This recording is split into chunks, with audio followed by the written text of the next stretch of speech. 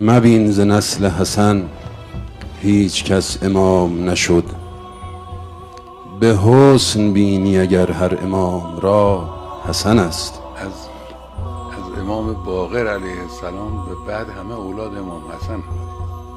خود امام باقر از اولاد امام حسن، فرزندانشون همه از اولاد امام حسن، فرزند دختری هم. بله بفرمایید.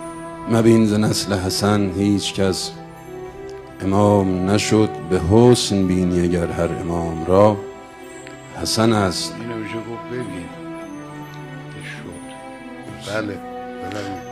حسین نهی به قاسم دهد، حسن دستور. آفرین. ز من بپرس که سلطان کربلا حسن است. آفرین. بخوان به نام پسر تا پدر دهد راهت.